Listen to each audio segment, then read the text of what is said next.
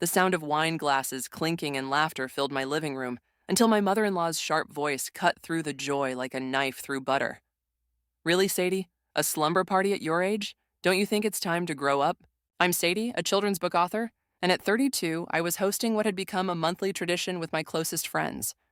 We'd spread blankets on the floor, open a few bottles of wine, and share stories late into the night.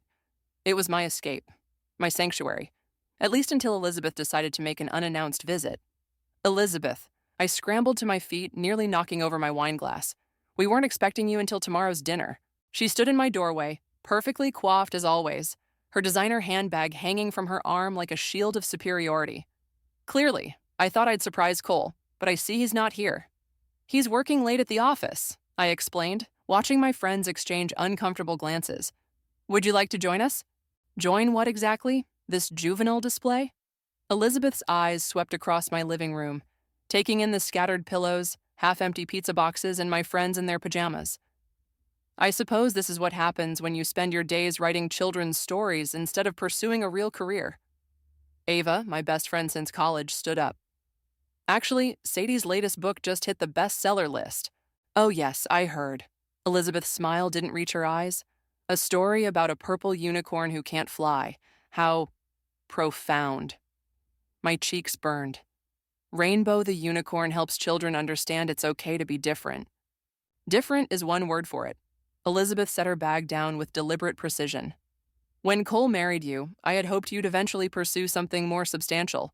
A law degree, perhaps, or medical school. Instead, you're having pajama parties and writing about magical horses. Madison, Elizabeth's own niece, spoke up from her spot on the floor. Aunt Elizabeth, that's not fair.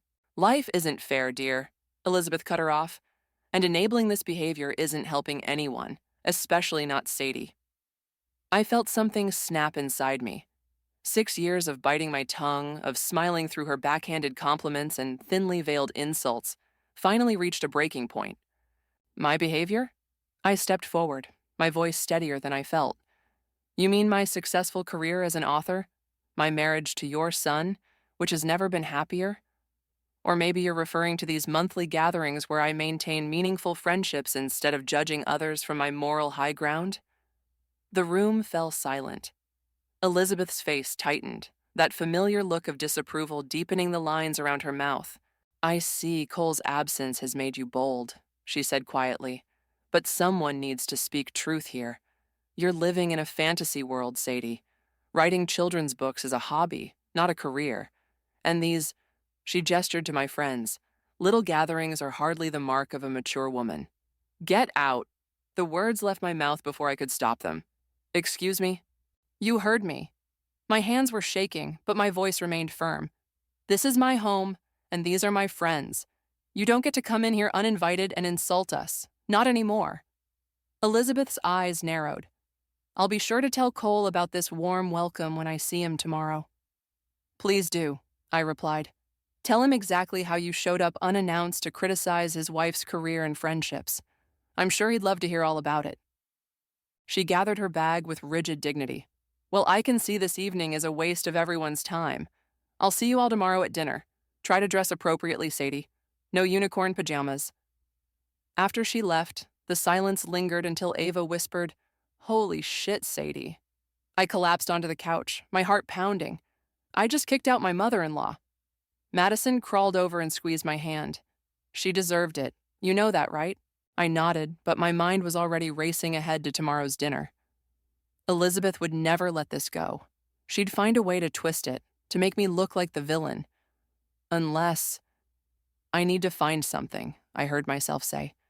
Something that will make her understand she's not as perfect as she thinks she is. Ava topped off my wine glass. What did you have in mind?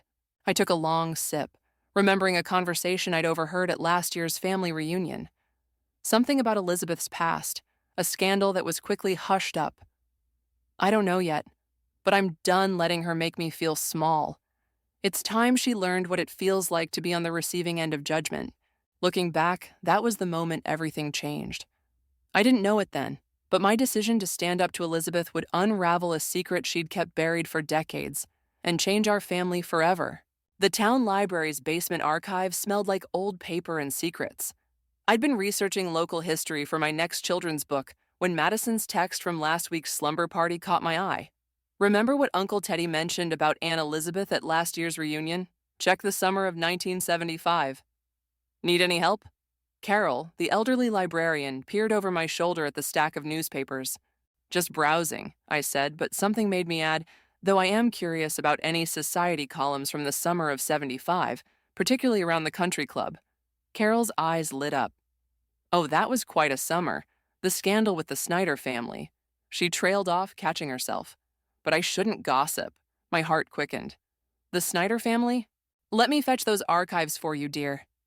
She disappeared between the shelves, returning with a heavy-bound volume. Lawrence Snyder was quite the talk of the town back then. Such a shame about his engagement. I flipped through the yellowed pages until a familiar face stopped me cold. There, in a grainy black and white photo, stood a young Elizabeth at some garden party. But it wasn't her presence that made my hands shake. It was the way she was looking at the man beside her, their bodies angled toward each other with unmistakable intimacy. The caption read, "Lawrence Snyder and fiancée Margaret attend the annual summer solstice ball." Margaret, I whispered. Carol nodded. Lawrence's fiancée. They were supposed to get married that August, but... She glanced around conspiratorially. Well, let's just say the wedding never happened. I dug deeper, finding more photos, more stories. Elizabeth appeared in several, always hovering near Lawrence, always with that same look of barely concealed longing. My phone buzzed. Madison. Find anything interesting? You could say that, I typed back. Your aunt had quite the summer romance. Meet me at Joe's Coffee in 20. There's more. 20 minutes later, I slid into a booth across from Madison, who was already nursing a latte. Spill, I said. She leaned forward. Mom told me the story years ago. Lawrence and Elizabeth were having an affair that whole summer. Everyone knew, but nobody talked about it openly. Then Margaret caught them together at the boathouse. What happened? The engagement was called off, obviously. Lawrence left town, Margaret moved to Boston, and Elizabeth... Madison stirred her coffee thoughtfully. She married Uncle Richard 3 months later. My mom says she's spent the last 40 years pretending it never happened. I sat back, processing. Does Cole know? No one in our generation knows except me. The family buried it deep. Madison's eyes met mine. But Lawrence moved back to town last month. He bought that big house on Maple Street. My phone buzzed again. Cole. Mom's still upset about last night. Says you were disrespectful. I showed Madison the text. Your aunt's spent years judging me for not being proper enough, for not fitting her image of the perfect daughter-in-law.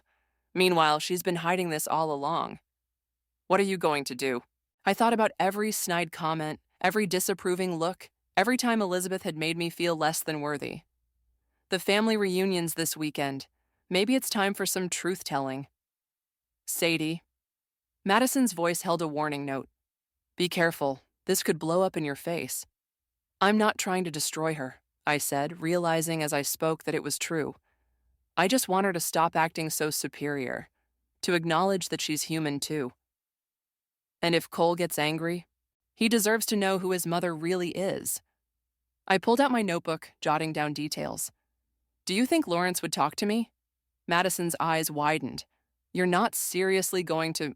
I'm going to visit him tomorrow. I closed my notebook with determination. Elizabeth needs to understand she can't keep judging others while pretending her own past doesn't exist. This is going to be explosive, Madison warned, but I've got your back. And honestly, maybe it's time someone stood up to Aunt Elizabeth. As I drove home, my mind raced with possibilities. The annual Hudson family reunion was famous for its drama, but this year would be different. This year, the perfect Elizabeth would finally face her own imperfections. My phone rang. Cole again. Hey, love. Everything okay? Mom seemed pretty upset when she called. Everything's fine, I said, thinking of the photos in the archive. But honey, we need to talk when you get home. There's something you should know about your mother. The silence on the other end lasted a moment too long. What kind of something? The kind that explains a lot about why she is the way she is. I pulled into our driveway, seeing our house lights glowing warmly in the dusk. And maybe, if we're lucky, the kind that might finally change things between us. The Hudson estate loomed before us, its manicured lawns dotted with relatives in their Sunday best. Cole squeezed my hand as we walked up the driveway. After our talk last night, he'd been unusually quiet. "You okay?" I asked. "Still processing," he murmured. "I just can't believe my mother would—" "Cole! Sadie!"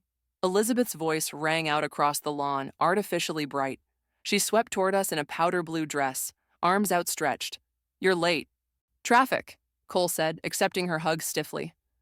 Elizabeth's smile tightened when she turned to me. "Sadie, dear, I trust you're feeling more mature today?" Before I could respond, Teddy appeared with a tray of champagne. "First round's up. Who needs a drink?" "God, yes," Cole muttered, grabbing 2 glasses and handing one to me. We made our way through the crowd of relatives, exchanging pleasantries. I spotted Madison by the buffet table, deep in conversation with her mother. She caught my eye and gave a subtle nod, our signal that Lawrence had indeed accepted her invitation to stop by later. "Sadie," Ava called out, waving from a cluster of younger cousins. "Come here, we're telling embarrassing stories about our significant others." I started toward her, but Elizabeth's hand caught my arm. "A word, dear?" She steered me toward a quiet corner of the garden. "About the other night. Elizabeth, Let me finish." Her perfectly manicured nails dug slightly into my arm. "I've been thinking about what you said, about your career. Perhaps I was hasty in my judgment." I blinked, thrown off guard. "Really?" "Indeed. After all, someone needs to write those little books." She patted my hand condescendingly. "And you seem to have found your level." The familiar anger bubbled up. "My level?" "Sadie," Madison's voice cut through the tension. "Aunt Elizabeth, sorry to interrupt, but Uncle Richard's looking for you. Something about the catering?" Elizabeth's lips pursed. "We'll continue this later, dear." She glided away, leaving the scent of expensive perfume in her wake. Madison waited until she was out of earshot. "He's here. Lawrence just pulled up." My heart jumped. "Does Elizabeth know?" "Not yet. He's waiting in the garden house." Madison glanced around nervously. "Are you sure about this?" I watched Elizabeth across the lawn, holding court among her admirers. More sure than ever. The garden house was a small Victorian structure, filled with potted plants and wicker furniture. Lawrence stood when we entered, and I was struck by how distinguished he looked, tall and silver-haired with kind eyes. "You must be Sadie," he said, extending his hand. Madison explained everything. "Thank you for coming," I said. "I know this must be awkward." He smiled sadly. Less awkward than 40 years of pretending it never happened. He sat down, gesturing for us to join him. "I assume you have questions." "Just one, really." I leaned forward. "Why did you come back?" "Unfinished business." He pulled an envelope from his jacket. "Letters. Elizabeth wrote them that summer. I thought she might want them back." Madison gasped softly. "You kept them?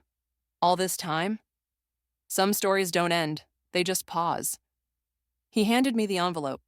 "Use them wisely, Sadie. Elizabeth isn't the villain you think she is."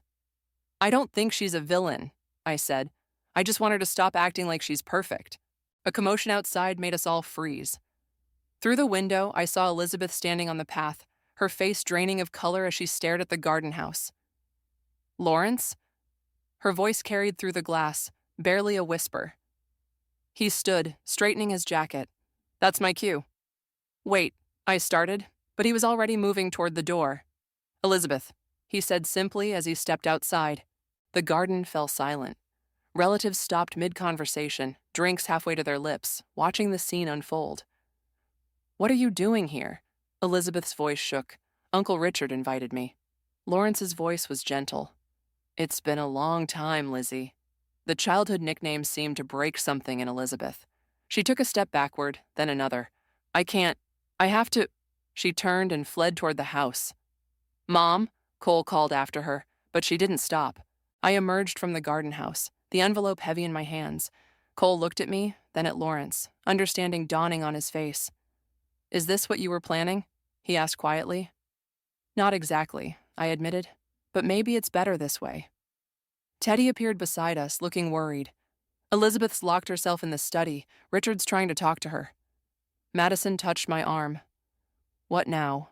I looked down at the envelope, thinking of Elizabeth's face when she saw Lawrence. For the first time, I'd seen real emotion crack through her perfect facade. Not just shock or anger, but pain. Deep, decades-old pain. Now, I said, we wait. The truth's already out there. The rest is up to her. The party continued around us, but the atmosphere had shifted. Everyone was watching, waiting, wondering what would happen when Elizabeth finally emerged from the study. And I realized, with a sudden clarity, that this wasn't about revenge anymore. It was about something much more complicated. The study door remained closed for an hour before Cole finally had enough. I need to talk to her, he said, pulling away from where we'd been sitting in the garden. I followed him, the envelope of letters still clutched in my hand. Wait, let me come with you. Inside the house, we found Richard slumped in a hallway chair. She won't open the door, he said, looking older than I'd ever seen him. Not even for me. Cole knocked softly. Mom, it's me. Silence. Mom, please, we need to talk about this. The lock clicked. The door opened just enough for Elizabeth's voice to drift out. Just you, Cole. He glanced at me apologetically, but I shook my head. No, I said firmly, stepping forward. All of us. No more secrets. A long pause followed before the door swung open.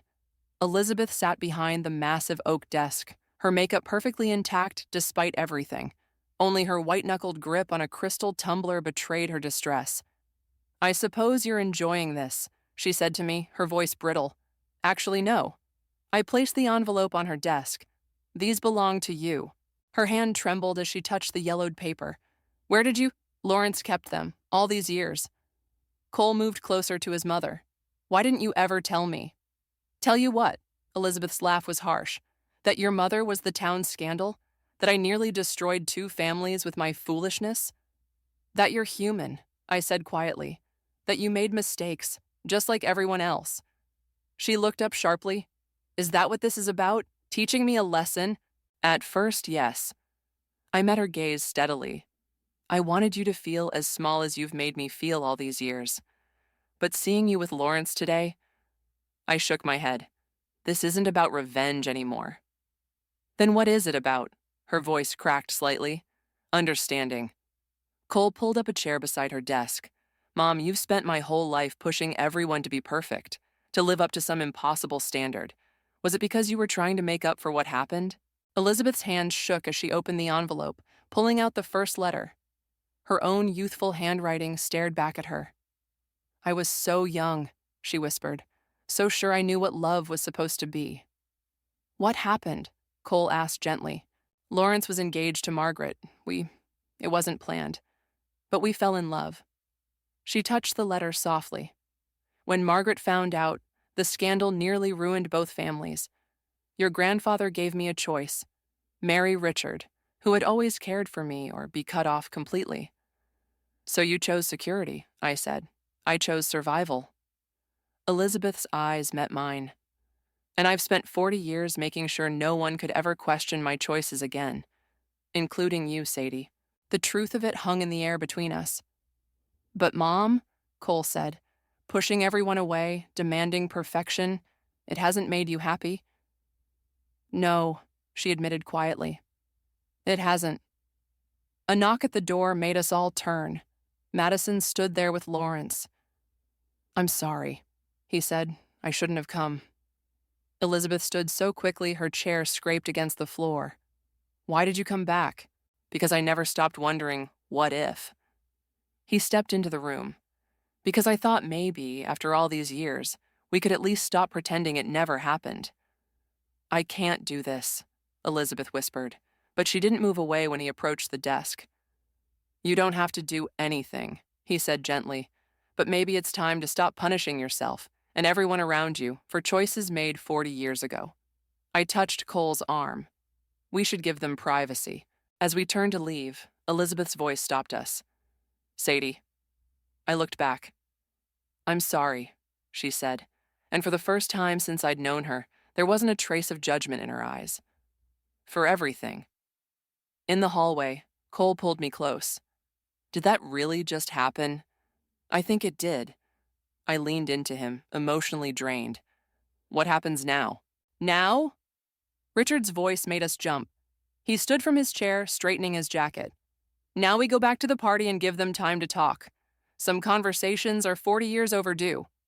As we walked back to the garden, I heard Elizabeth's laugh drift through the study window, not her usual controlled social laugh, but something real and unexpected. Madison fell into step beside us. Well, that was intense. Think she'll be okay? I asked. I think, Cole said slowly, that my mother might finally let herself be something better than okay. She might let herself be real. The party continued around us, but something had shifted. The perfect facade of the Hudson family had cracked, and through those cracks, something more authentic was beginning to shine through. I squeezed Cole's hand, thinking about the power of hidden truths and the courage it takes to face them. Sometimes I realized the best revenge isn't revenge at all. It's forcing someone to finally be honest with themselves. The annual family toast was a Hudson tradition, and despite everything that had happened, Elizabeth insisted on maintaining it. As the sun began to set, casting long shadows across the lawn, the family gathered around the garden terrace. "Where is she?"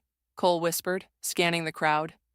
"Still in the study with Lawrence," Madison replied, "but Uncle Richard just went to get them." Moments later, Elizabeth emerged, Lawrence a respectful distance behind her. Her hair was slightly mussed, her eyes rimmed red, but she held herself with the same regal posture as always. Richard handed her a champagne glass, and she stepped up to the terrace steps. "I'd like to propose a toast," she began, her voice carrying across the hushed gathering. But then she paused, her practiced smile faltering. The silence stretched uncomfortably until I found myself stepping forward. "Actually, Elizabeth, may I?" She looked at me with surprise, then gave a small nod. I raised my glass, heart pounding. "To family," I said. "Not the perfect version we pretend to be, but the real, messy, complicated people we are." Elizabeth's hand trembled slightly on her glass. "To the mistakes that shape us," I continued, "and the courage it takes to face them." I met Elizabeth's eyes. "To second chances, and the wisdom to recognize when it's time to let go of old masks." "To second chances," Lawrence echoed softly from the back. Elizabeth's composure cracked. I need to say something." She stepped forward, her voice unsteady. "For years, I've stood here giving toasts about family values and proper behavior. But today," she looked around at the faces watching her. "Today, I need to tell the truth." A murmur rippled through the crowd. 40 years ago, I made choices that hurt people I cared about. Her eyes found Lawrence's. "I've spent decades trying to be perfect to make up for it, and in doing so, I've hurt others." She turned to me, especially those who reminded me that perfection is impossible. Cole squeezed my hand. "Sadie," Elizabeth said, "I owe you an apology. A real one, not the hollow words I offered earlier. Your authenticity, your willingness to be yourself, it threatened me because it reminded me of who I used to be. Before I buried that part of myself under rules and expectations. I hadn't expected this. Elizabeth, please let me finish." She straightened her shoulders.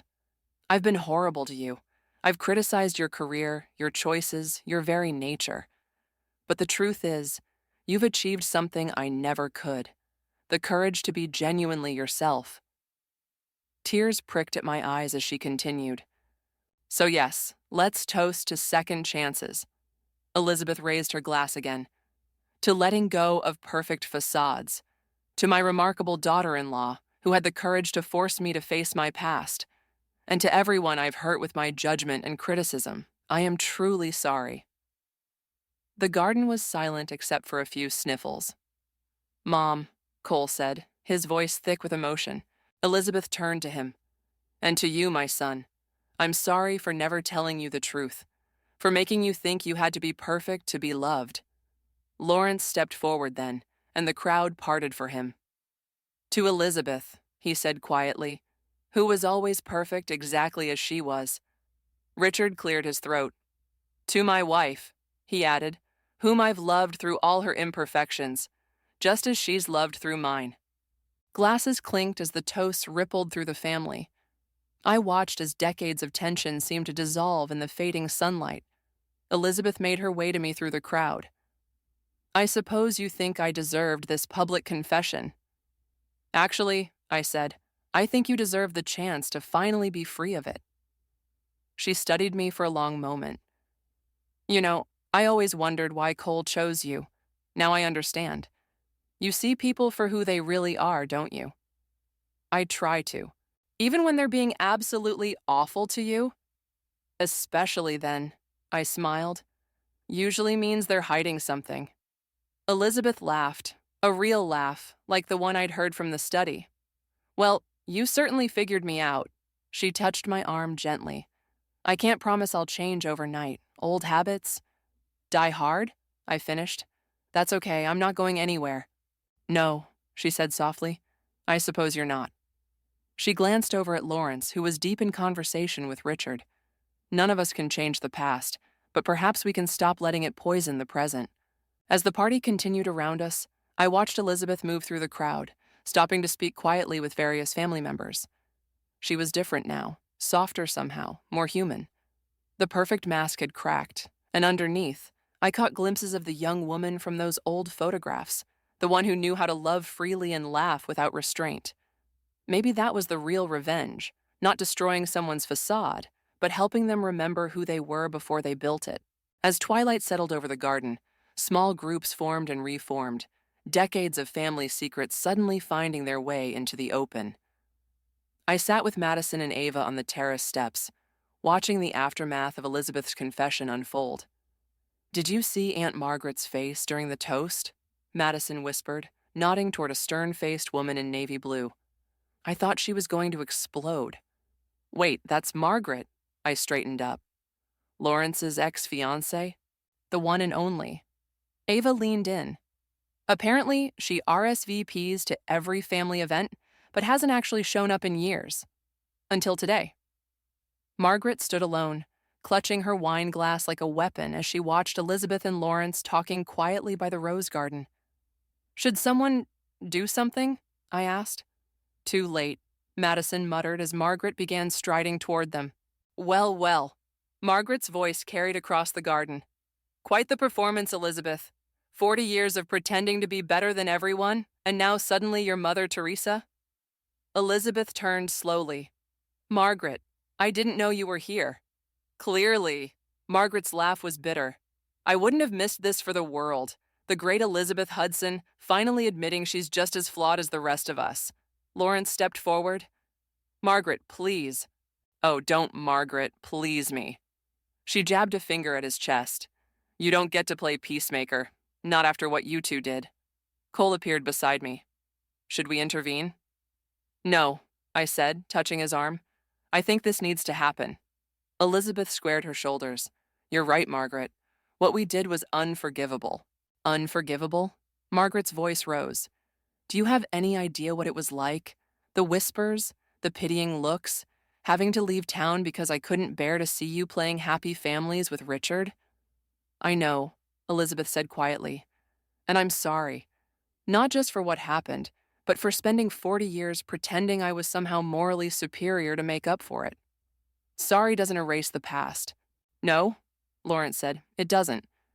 But maybe it's time we all stopped letting the past control our present. Margaret turned on him. Easy for you to say. You got to leave. Start fresh. Fresh? Lawrence's laugh was hollow. I've spent 40 years wondering if I made the biggest mistake of my life. There's nothing fresh about that. A crowd had gathered now, watching the drama unfold. Richard stepped forward, surprising everyone. Margaret, he said gently, we were all young, we all made mistakes. But carrying this anger, it's only hurting you. How can you defend them? She demanded.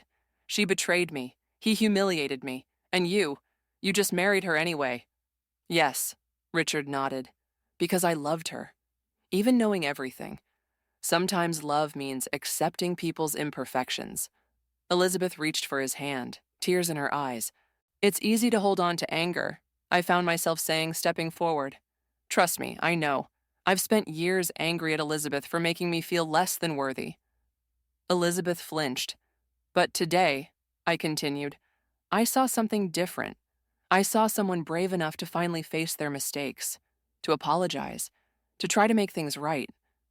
Margaret's hands trembled. I don't know how to let it go. Then don't, Lawrence said. Not all at once. But maybe start by sharing a drink with old friends. Talk about what really happened. Let us apologize properly. We owe you that much, Elizabeth added. All of us do. Margaret looked between them, decades of pain visible in her expression. Finally, her shoulders sagged. I suppose 40 years is a long time to be angry. Come, Richard said, gesturing toward the house. Let's talk in the study, all of us. As they walked away, Cole wrapped his arm around me. How did this become so complicated? Family usually is, Madison said, appearing beside us. But you know what? I think this needed to happen. All of it. Ava nodded. Sometimes you have to break something completely to fix it properly. We watched as the four of them disappeared into the house. The party continued around us, but there was a different energy now, as if a heavy cloud had finally lifted. You know, Cole said thoughtfully, I've never seen my mother look so real. Real is good, I replied, thinking of all the times Elizabeth had criticized me for being too authentic, too unpolished. Real means there's hope. Madison raised her glass. To real families? To real families, we echoed. As the stars began to appear above us, I thought about how revenge had transformed into something else entirely. Instead of exposing Elizabeth's past to hurt her, we'd somehow created space for healing, not just for her, but for everyone touched by that long-ago summer. Sometimes the truth doesn't destroy us. Sometimes it sets us free. The study door opened an hour later, and the four of them emerged looking exhausted but somehow lighter. Elizabeth's eyes were red, but she was smiling, a real smile that reached her eyes. Margaret walked beside her, their shoulders almost touching. Sadie, Elizabeth called out, could you join us for a moment? I followed them into the study where Lawrence and Richard were already pouring fresh drinks. The tension from earlier had transformed into something more contemplative. We've been talking, Elizabeth said, settling into an armchair, about the past, about mistakes, about forgiveness. She looked at Margaret. And about judgment. Margaret nodded. Elizabeth told me how she's treated you over the years. It's fine, I started. No, Elizabeth cut in sharply. It's not fine. I transferred my guilt onto you, Sadie. I saw in you everything I'd lost, that freedom to be genuine, to follow your heart without fear of judgment, and instead of admiring it, I tried to crush it. The way people tried to crush us, Lawrence added quietly. The way I helped crush you, Margaret said, surprising me. After everything came out, I made sure everyone knew what horrible people you were. I wanted you to suffer like I had suffered. Elizabeth reached for her hand. We deserved it. No, Margaret shook her head. No one deserves to be destroyed by their mistakes. I see that now. She turned to me. Which is why we wanted to talk to you. Richard cleared his throat. We've all been part of a cycle of judgment and revenge. It needs to stop. What are you saying? I asked. I'm saying, Elizabeth stood, approaching me, that I want to make things right. Really right. Not just with an apology, but with actions. She pulled out a folder from her desk. I've been working on something, a children's book about forgiveness and second chances, about a little girl who learns that the scary witch next door is just a lonely woman with a sad story. I stared at her. You're writing a children's book? Well, she smiled sheepishly. I was hoping you might help me write it. Maybe collaborate? The room spun slightly. You want to write a book with me? Who better? Lawrence chuckled. You understand both sides of this story better than anyone. Plus, Margaret added, it might help other families avoid 40 years of pain and misunderstanding. I looked at the folder, then at Elizabeth. You're serious about this? Completely. She took my hands in hers. Sadie, you came here wanting revenge, but you gave me something far more valuable, the courage to be honest, to face my past, to stop hiding behind perfection. Tears welled in my eyes. I didn't expect this. None of us did, Richard said warmly. But sometimes the unexpected is exactly what we need. A knock at the door interrupted us. Cole poked his head in. Everything okay in here? More than okay, I said, wiping my eyes. Your mother just asked me to collaborate on a children's book with her. His jaw dropped. Mom? You're writing a book? Well, Elizabeth laughed, I thought it was time to try something new, something real. Margaret raised her glass. To new beginnings. To new beginnings, we echoed. As we rejoined the party outside, the evening had taken on an almost magical quality. The garden lights twinkled, and the tension that had characterized so many family gatherings had dissolved into genuine warmth. I watched as Elizabeth moved through the crowd, stopping to have real conversations instead of making polite small talk.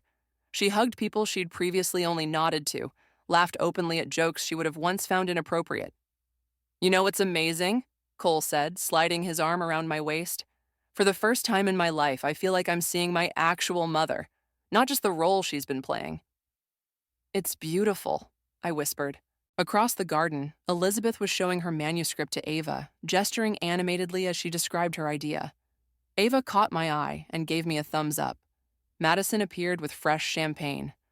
So, a children's book about forgiveness, huh? That's quite a plot twist. Life's full of them, I said, watching as Lawrence and Richard shared a laugh by the buffet table, decades of potential awkwardness dissolved by honest conversation. You did this, Cole said softly. You broke the cycle. I shook my head. We all did. Sometimes it takes a whole family to heal a wound. As if hearing us, Elizabeth looked up and smiled. Not her society smile, not her perfect hostess smile, but the smile of a woman who had finally laid down her armor and found herself stronger without it. The revenge I'd planned had transformed into something far more powerful: redemption.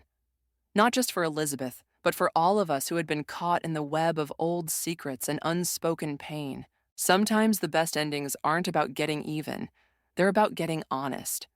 The final guests were leaving as dawn's first light touched the horizon. Elizabeth and I sat on the terrace steps, sharing the last bottle of champagne, watching as Lawrence helped Margaret into her car.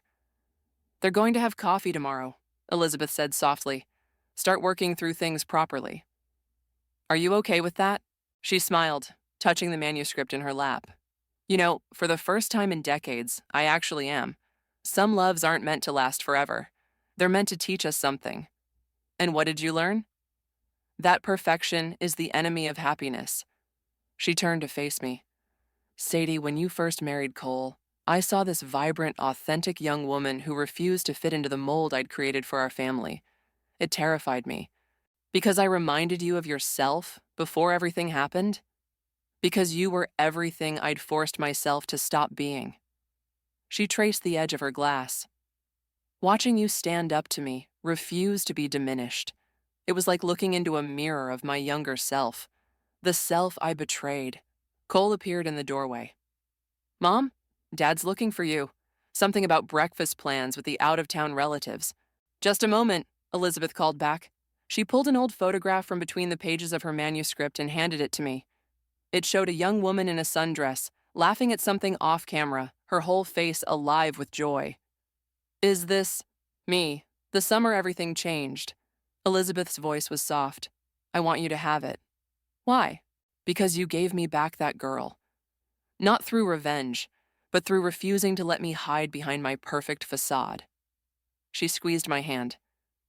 The book we're going to write, it's not just about forgiveness. It's about remembering who we really are. Elizabeth, call me Mom, she said suddenly.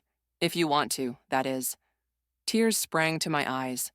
I'd like that. Richard's voice carried from inside. Lizzie, the breakfast arrangements? Coming, dear? She stood, straightening her dress. Oh, and Sadie, those monthly slumber parties of yours? I tensed slightly, remembering how this had all started. Next time, I'd like to bring the wine, if I'm invited. A laugh bubbled up from my chest. Really? Well, someone needs to teach your friends about proper vintages. Her eyes twinkled. Besides, I have 40 years of real stories to share. As she walked inside, Cole took her place beside me. Did my mother just invite herself to your slumber party? Apparently. I showed him the photograph. She gave me this. He studied it, smiling. I've never seen her look so free. Maybe we'll see it more often now. Inside, we could hear Elizabeth laughing with Richard about something. The sound was unrestrained, genuine, the laugh of a woman who had finally put down the weight of perfection. Madison and Ava joined us on the steps, looking sleepy but content. So, Ava yawned, mission accomplished? I thought about my original plan for revenge, how I'd wanted to expose Elizabeth's past to hurt her the way she'd hurt me. Instead, we'd all found something more valuable: truth, understanding, and the courage to be imperfect. Not exactly, I said. Something better happened. Yeah, Madison nodded toward the house where Elizabeth was now animatedly describing our book idea to Richard. We got our aunt back, the real one. The sun rose higher, painting the garden in soft morning light. Lawrence's car was long gone, Margaret's too. The letters that had started all this lay forgotten in Elizabeth's desk drawer. Their power to hurt finally faded. You know what this means, right? Cole grinned. Family dinners are going to be a lot more interesting from now on. Good, I said, leaning against him. I like interesting. Elizabeth appeared in the doorway again. Sadie, I've been thinking about the book. What if our witch character isn't really a witch at all? What if she's just someone who built walls to protect herself from getting hurt? I smiled, recognizing the metaphor. I think that's perfect. Perfect? She laughed. Oh no, dear, not perfect. Real. That's so much better. As the morning light filled the garden, I watched Elizabeth, my mother-in-law, my former nemesis, my future co-author, begin to sketch out ideas for our story. Her face was animated, her guard completely down, showing the woman she'd always been beneath the carefully constructed facade. Sometimes revenge doesn't look anything like what we planned. Sometimes it looks like healing, like truth, like second chances. And sometimes, if we're very lucky, it looks like a fresh start for everyone involved. I picked up my glass, raising it one final time. To being real? To being real, they all echoed, as the new day dawned bright and full of possibility.